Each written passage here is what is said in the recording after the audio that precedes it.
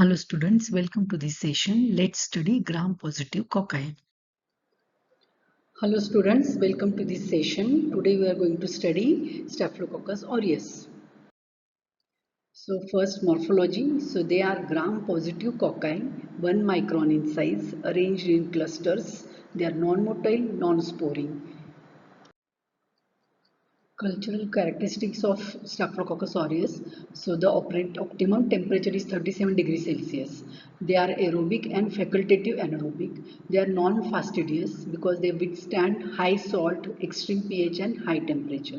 In liquid medium, they show uniform turbidity, and solid media like nutrient agar, they show golden yellow color colonies, blood agar, beta hemolytic colonies, McConkey agar, small pink color colonies because of the lactose fermentation, and selective media used for the Staphylococcus aureus are mannitol salt agar, in that they show yellow colonies because of the mannitol fermentation, and other selective media can be used like salt milk agar, Ludlam's medium. Culture characteristics of Staphylococcus aureus on nutrient agar, they show golden yellow color colonies because of the pigmentation, and on blood agar, beta hemolytic colonies, that is complete hemolysis clearing around the colonies. Then on McConkey agar, they show small pink color colonies. Then liquid medium, there is uniform turbidity. On the selective media like mannitol salt agar, yellow color colonies are seen because of the mannitol fermentation. Then other selective culture medias are salt milk agar, Ludman's medium. Biochemicals, catalase test positive. So here in this picture you can see catalase test. So it is done by simple method. Take 1 drop of colony suspension in normal saline, then add H2O2, that is hydrogen peroxide, and immediately you will see effervescence. And negative control is taken in that only colony suspension, where you will not see self uh, effervescence. Then coagulase test, so you can do it by two methods, slide test and tube method. So in slide test, take 1 drop of colony suspension, add fresh plasma, so immediately within few seconds you will see clumps or clots. And then you can confirm it by tube test. So in tube you have to take colony suspension, add plasma, and then keep that tube inside the incubator, and after 6 to 8 hours you can see the clot formation. So that is catalase and coagulase both positive in Staphylococcus aureus. Now we will see difference between tube coagulase and slide coagulase method. So tube coagulase is due to coagulase enzyme, and slide coagulase is due to clumping factor. In tube method we require CRF, that is coagulase reacting factor in plasma. In slide method CRF is not required. Tube coagulase is done by tube method, and slide is done on slide. Then in tube method, if clot is formed, it is called positive. In slide method, if clumps are formed, it is called positive. In tube coagulase method, it is negative in S-lugdanasis, and in slide method it is positive. No, that is S-lugdanasis gives positive result. Both tube and slide coagulase are positive for Staphylococcus aureus, and then negative for cons, that is coagulase negative Staphylococcus. So classification of Staphylococcus is done by coagulase test, either by slide or tube method. So coagulase positive, they are called as Staphylococcus aureus, and coagulase negative, they are called as cons, that is coagulase negative Staphylococcus. So in that they are Staphylococcus epidermidis, Staphylococcus hominis, Staphylococcus capitis, Staphylococcus saprophyticus, and Staphylococcus ludensis, and Staphylococcus slaveiferi. So these are all mostly non-pathogenic, but as an opportunistic infection or nosocomial infection, they are important. So that we will study in detail in later. Now let's study pathogenicity. So in that first we will see virulence factors. So in that first is cell wall associated factors. So they are peptidoglycan, which gives rigidity to the bacteria and has endotoxin effect. Then teichoic acid, so it causes adhesion and inhibit opsonization. Cell surface adhesins, they act as clumping factor. So function of this is adhesion and clumping. Protein A is anti-complementary, chemotactic, mitogenic, inhibit opsonization, induction of platelet damage.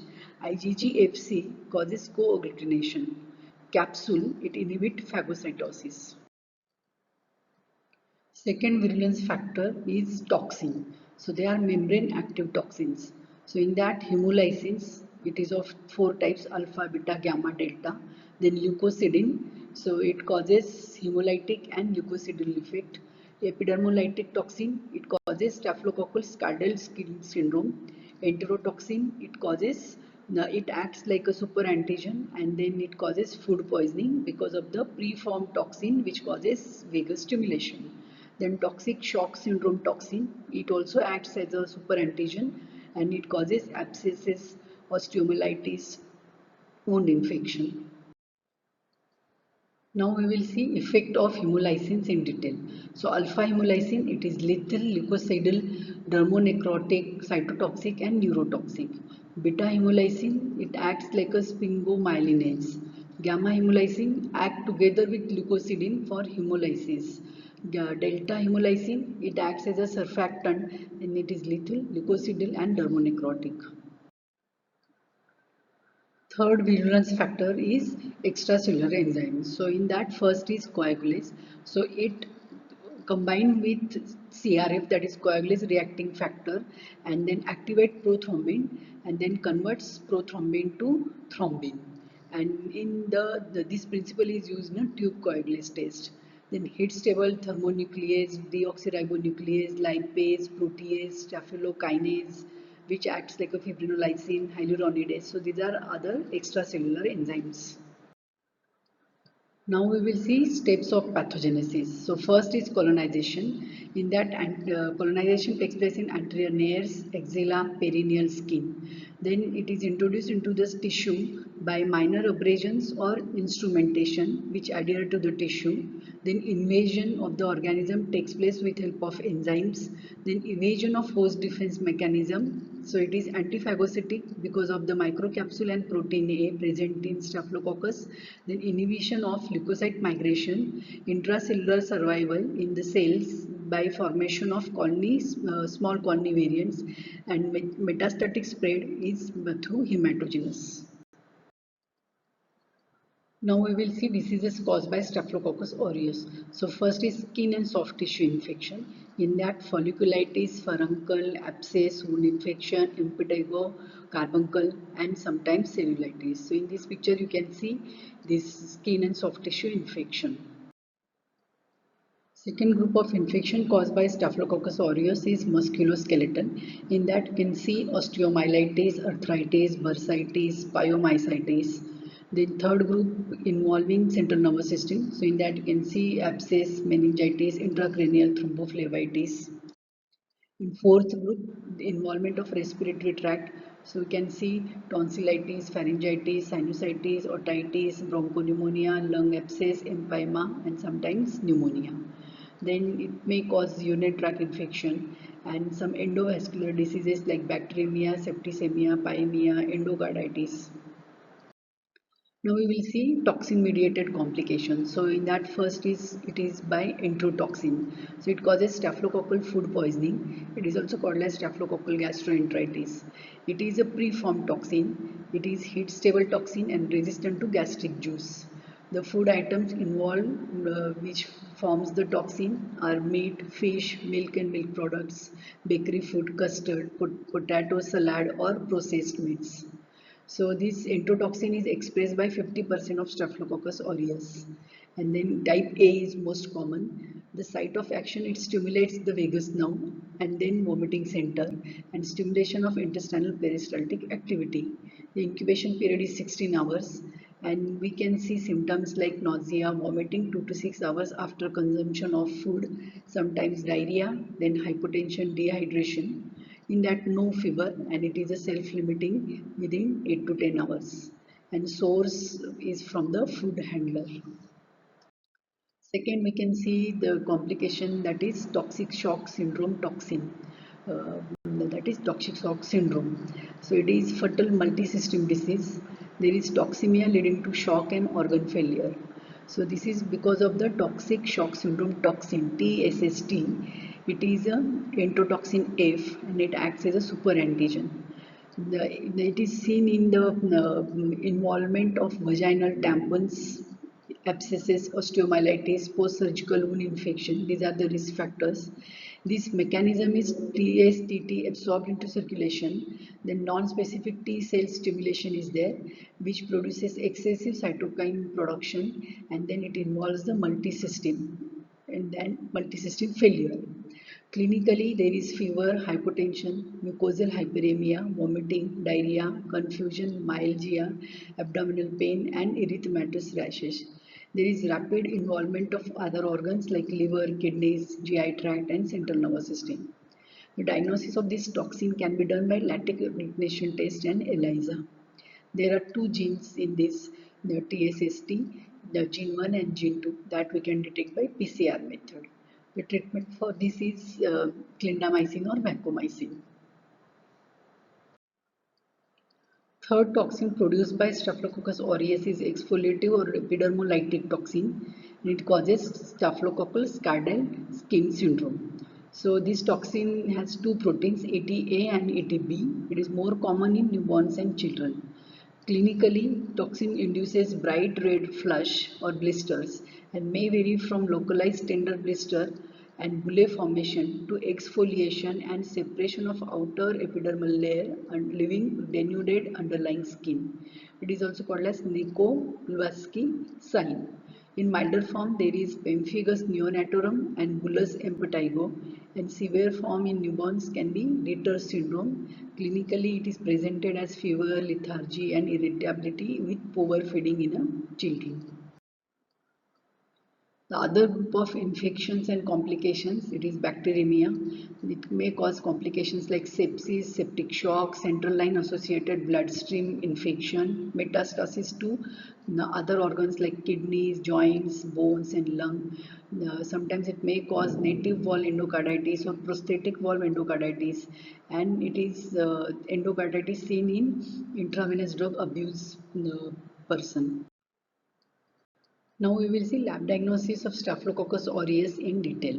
So first step is specimen collection. So according to the infection we can take the samples. So in suppurative lesion sample can be pus wound swab collected. In respiratory infection it can be sputum. Urinary tract infection sample can be midstream urine. In PUO or bacteremia the sample taken is blood. In food poisoning we can take sample like feces, vomiters or food. In carriers, we can take samples from the nasal and perianal area.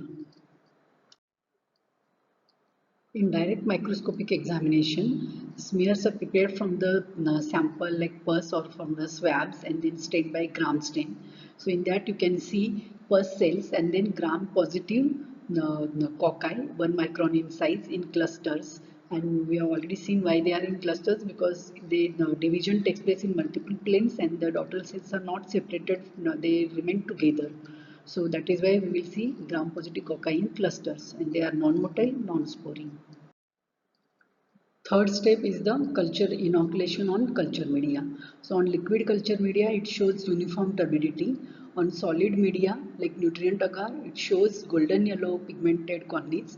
Blood agar, it gives beta hemolysis, that is complete hemolysis around the corneas. On McConkey agar, small pink color corneas can be seen. In selective media, mannitol salt agar, it gives yellow color corneas because of the mannitol fermentation. And other selective medias can be used like salt milk agar, Ludlam's medium. Confirmation of Staphylococcus aureus done by biochemical test. So first is catalase test, then coagulase test can be done by slide and tube method. DNase test, phosphatase test, mannitol fermentation, gelatin liquefaction. So all these tests are positive in Staphylococcus aureus and they are negative in the cons, that is coagulase negative Staphylococcus aureus. Coagulase test is demonstrated by two methods, slide coagulase method and tube method. So in slide method it measures bound coagulase. The bound coagulase is also known as clumping factor. And the procedure in short, you have to take one drop of colony suspension on a slide and then add one drop of plasma, mix and see for the clots. So immediately you will see clots in Staphylococcus aureus, and they are not seen in cons, that is coagulase negative Staphylococcus. The tube method is to measure free coagulase. The free coagulase secreted by Staphylococcus aureus reacts with CRF, that is coagulase reacting factor in plasma, and then it activates prothrombin. It converts fibrinogen to fibrin and resulting in a clotting of the plasma. So this is positive in Staphylococcus aureus and negative in cons. Typing of Staphylococcus aureus done by two methods. Phenotypic method, in that we can do it by bacteriophage typing or antibiogram typing. In genotyping method, we can do it by PCR RFLP method. The next step is the antibiotic sensitivity testing on Muller Hinton agar. Treatment of choice is benzyl penicillin, but in that resistance is common. So in that MRSA, that is methicillin resistant Staphylococcus aureus, we can use cloxacillin or vancomycin is drug of choice. For topical application, we can use mupirocin or chlorhexidine. To control it, we should do proper hand washing, screening of MRSA carriers, treatment of carriers, and stoppage of antibiotic misuse. Drug resistance in Staphylococcus aureus is seen by following mechanism. So first is production of beta lactamase enzyme. Second, by alteration of PBP, that is penicillin binding protein. And it is seen in commonly MRSA strain, that is methicillin resistant Staphylococcus aureus strain. So we will see little about MRSA. So this is resistance to beta lactam antibiotics. It is chromosomally coded gene, and it has types. It is community acquired MRSA or hospital acquired MRSA. The detection of MRSA is done by disc diffusion method. So we can put oxacillin disc or cefoxitin disc, and then we can study the sensitivity pattern. And then if it is resistant to either of these oxacillin or cefoxitin, then it is called MRSA, that is methicillin resistant Staphylococcus aureus. Then treatment, vancomycin is drug of choice, and other drugs can be ticoplanin, linezolid, daptomycin and all. And third mechanism, it is resistant to vancomycin because of the overuse of the vancomycin.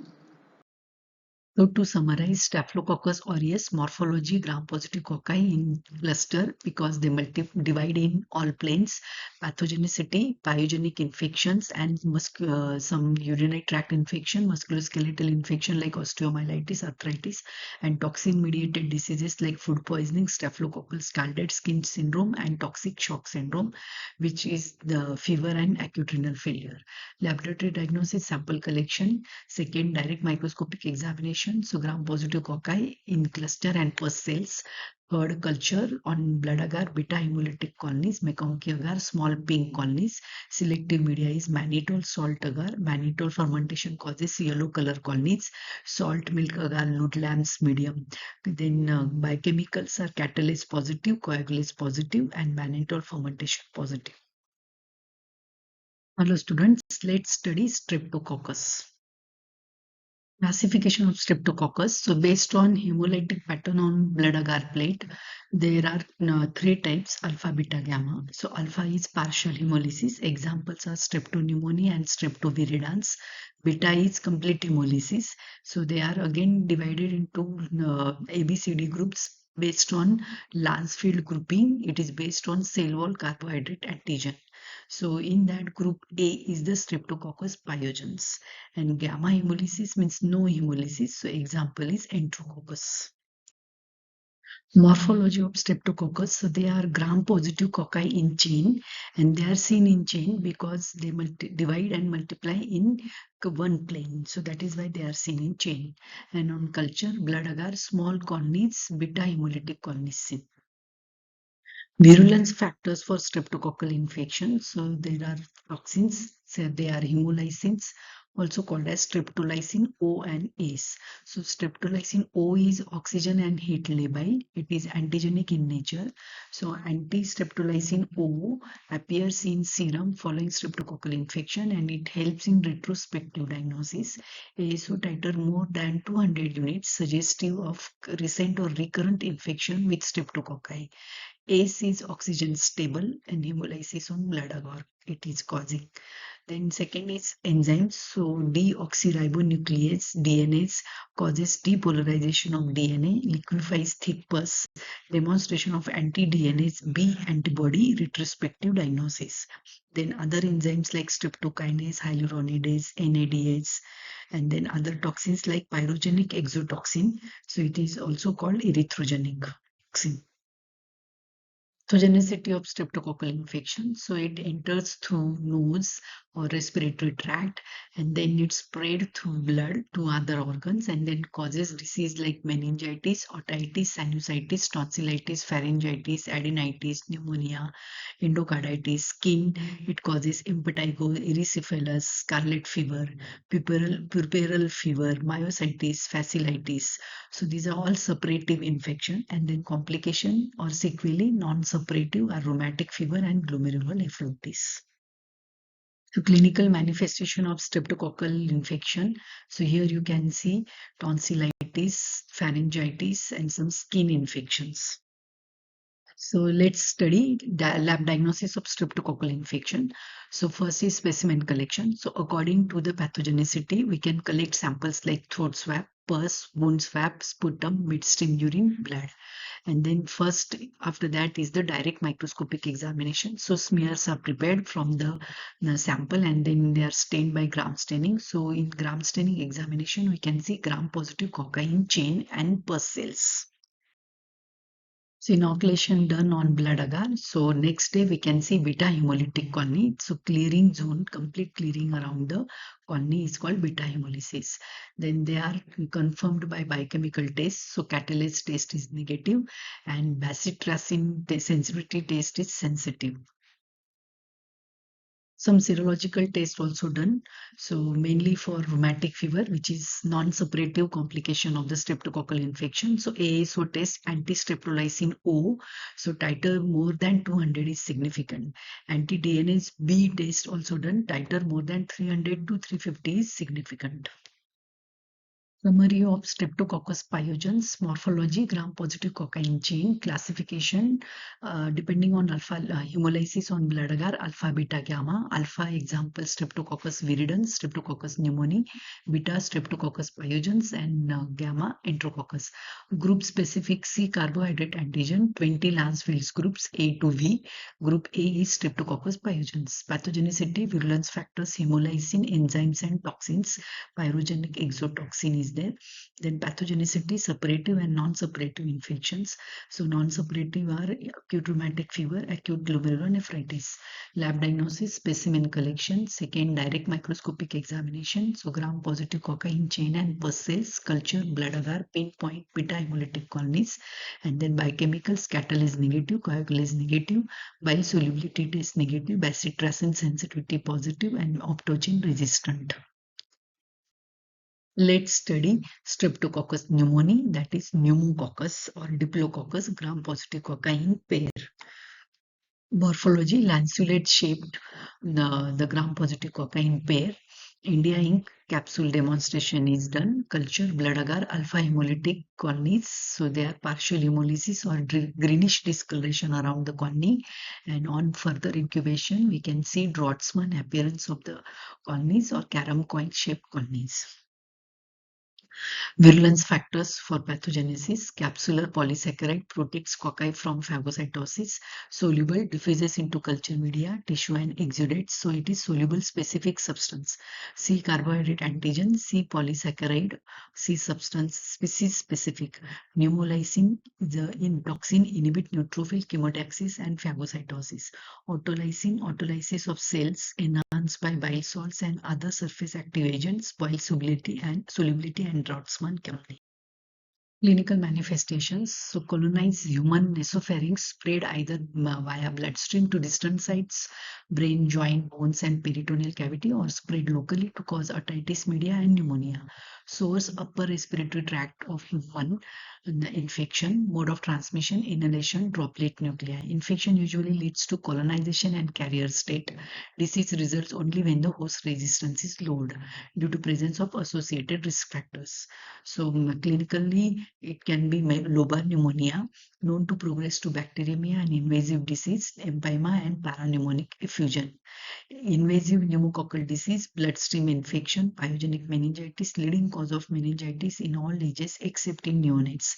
Others cause osteomyelitis, septic arthritis, endocarditis, pericarditis, primary peritonitis, rarely brain abscess, hemolytic uremic syndrome. Non-invasive manifestations, otitis media and sinusitis. Risk factors: children less than 2 years, splenectomy, sickle cell disease, other hemoglobinopathy, underlying comorbid disease like chronic lung, heart, kidney, liver disease, cochlear implant, diabetes, mellitus, immunosuppression. Children serotypes 4, 6b, 9b, 14, 16c, 19f, 23f. Adults serotypes 1 to 8. Virulent serotypes serotype 3 followed by 7. Lab diagnosis. So first is specimen collection. So sputum, cerebrospinal fluid, pleural fluid, and other sterile body fluids, blood culture. Direct microscopy, gram staining, gram positive, lanceolate shaped cocci in pairs. India in capsule demonstration, also called Quellung reaction. Culture enriched media 5 to 10% CO2, blood agar, alpha hemolytic Drotzman shaped or carom coin shaped colonies, chocolate agar bleaching effect is there, BHI broth uniform turbidity, clearing. Biochemical identification, catalase negative, while sensitivity, plate and tube method. So it is sensitive. You can see here bile insoluble turbidity is there and bile soluble clearing is there. That is seen in streptococcal pneumonia. Opticin sensitive, inulin fermentation positive, Quellung reaction. So capsule before adding antiserum and then after adding antiserum you can see swollen capsule. So that is called capsule swelling or Quellung reaction. Summary of pneumococcus, morphology, gram-positive cocci in pair, lanceolate in shape, virulence factors, capsule and toxin, pathogenicity pneumonia, colonize human nasopharynx, spread either via bloodstream to distant sites or locally to cause otitis media and pneumonia. Lobar pneumonia, empyema, parapneumonic effusion, invasive pneumococcal disease, non-invasive manifestations, complications, meningitis. Lab diagnosis, specimens, sputum, CSF and other body fluids, direct microscopy, pus cells and lanceolate shaped gram-positive diplococci surrounded by clear hollow due to capsule. Culture, blood agar, alpha hemolysis, Drotzman and carom coin shaped colonies, chocolate agar, greenish discoloration, bleaching effect. Biochemical, catalase negative, bile solubility positive, optogen sensitive, bacitracin negative, inulin fermentation positive. Hope you find this session useful for your understanding and for your exams. Thank you.